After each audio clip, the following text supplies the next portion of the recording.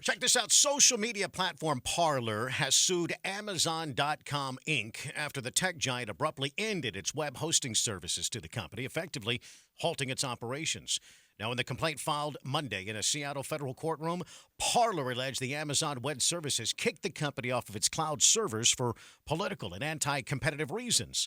The conservative social network founded in 2018 exploded in popularity among supporters of President Trump and those who love free speech. And according to the story here, a quote, AWS's decision to effectively terminate Parler's accounts is apparently motivated by political animus.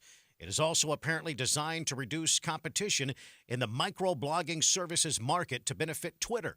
And according to the complaint, which also accused Amazon of breaching a contract between the two parties, Parler CEO John Matz. We woke up on Friday thinking business, well, never business as usual at Parler, but at least as close to usual as possible. We were number one on the App Store. We had 7 million, almost 7 million unique people on the app that day. And we get a notice, you're in violation of our terms, one after another. But we found out first, in some cases, not from the companies, but from BuzzFeed. We didn't get a notice from Google. We read it online in the news first. We get an email after email. It's almost like you were just waiting. Who's going to be next? Dumping us. Everybody. The last thing we have right now is email, and I bet you within 24 hours our email will be shut off too. People threatening my life. I can't go home tonight. This is not just our civil liberties. They can shut down $1 billion company, $500 million to $1 billion company. That's what we were getting valuations at overnight. In a tweet overnight from Elon Musk, Austinite, by the way, he says, a lot of people are going to be super unhappy with West Coast High Tech as the de facto arbitrator of free speech.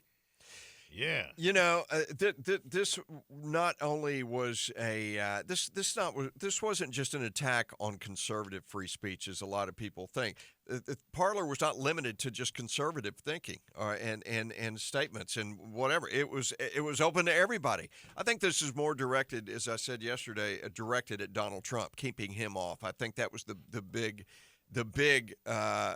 scare, the big motivation here was to keep him off of it, because this is not, you can't look at this as just squelching of conservative free speech. It's everybody's free speech. I think it's a very big issue. Fox reporter Steve Ducey, here's what he had to say. When you hear the CEO say, we woke up on Friday and we thought everything was fine, there's a reason for that.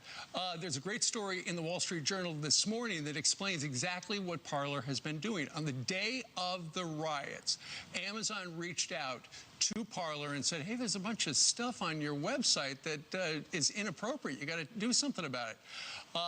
And so they had 24 hours to respond, and they did. And then Amazon heard the response and said, you know what? Consider this resolved. You are fine. But then the next day, Amazon announced that they were booting them, as did Google and Apple. Isn't that interesting? All the vendors pulled the plug at the same time. It appears to be some sort of collusion, high-tech collusion with these monster monopolies. They all got together on the same day. Behind the scenes, there had been a push to try to punish the advertisers who are part of the Parler community and things like that. And also behind the scenes, the employees of Google and Amazon and Apple were complaining, we got to do something about Parler. And so, is it just a coincidence that suddenly they all did something at the same time? This is clear.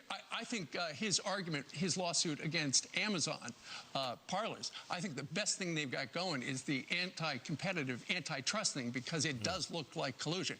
Keep in mind, when you hear the free speech thing, that's one thing.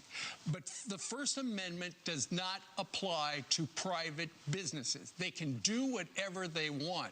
But nonetheless, can they all get together and try to shut out another business?